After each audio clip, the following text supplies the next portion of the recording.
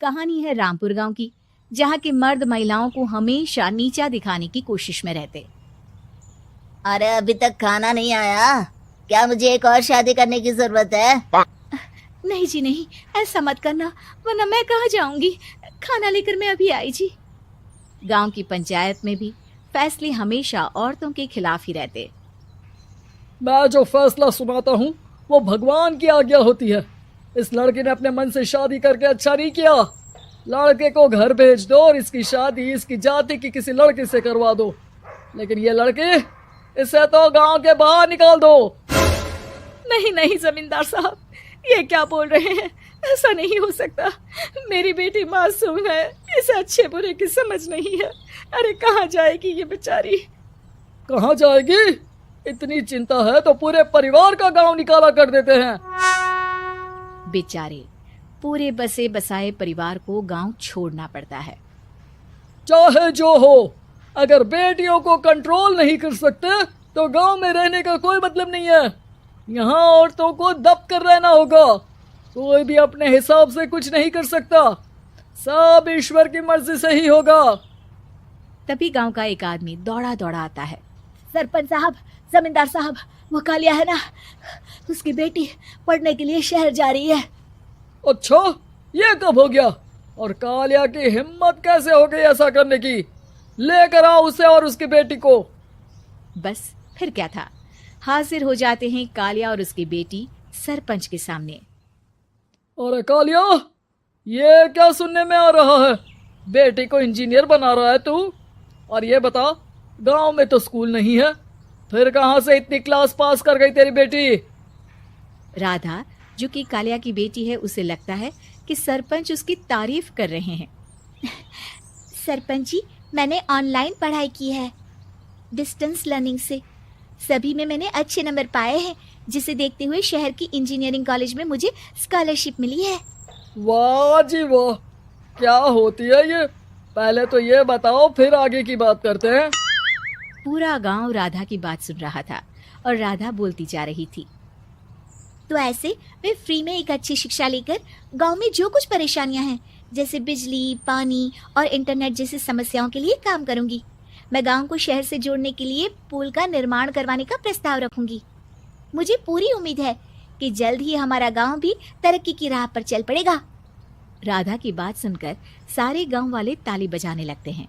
सरपंच को समझ नहीं आता कि वो क्या करे। चुप रह नादान लड़की, गांव के खिलाफ जाने के लिए तुझे गांव से बेदखल कर दिया जाएगा, वो भी पूरे परिवार के साथ। और हाँ, अगर ठीक से गांव में रहना चाहती है तो ये पढ़ाई लिखाई छोड़ दे। हम तेरे लिए गांव का कोई होनहार लड़का देखेंगे। तभी गांव का एक आदमी बोल पड़ता है।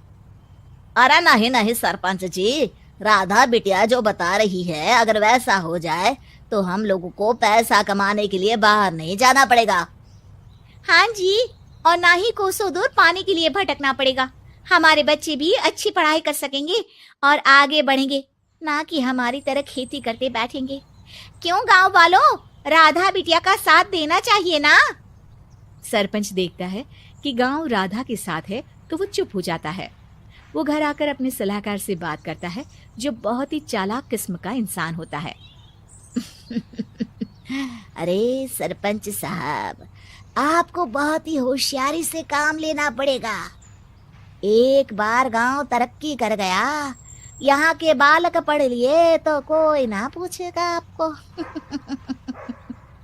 और फिर ये जो बेटा और बेटी है ना आपके, इनको भी आम लोगों की तरह ही जीवन जीना होगा। हाँ, लेकिन करे तो क्या करे?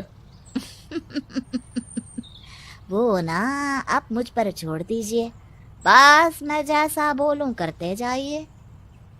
अगले रोज सुबह जब गांव वाले सोकर उठते हैं तो राधा के घर के बाहर और साथ ही वो लोग जिन्होंने राधा का सपोर्ट किया था, उनके घर के आगे लाल रंग से कल आऊंगी लिखा होता है। कल आऊंगी? ये क्या होता है? अरे यह तो खून से लिखा है, लगता है कोई भूत प्रेत या चुड़ैल का साया है। चलो सरपंच जी के पास चलते हैं। सभी सरपंच के पास जाकर उसे सारी बात बताते हैं। अरे ये तो बड़ी मुश्किल की बात है।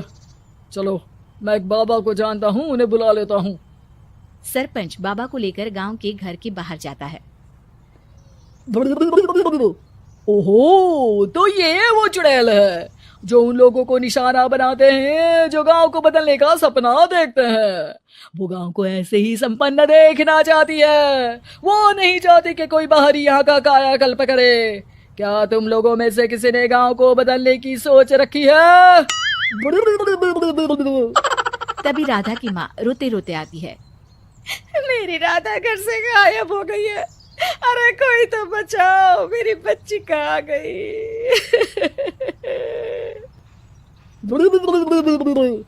ले गई वो चुड़ैल, तेरी बच्ची को ले गई।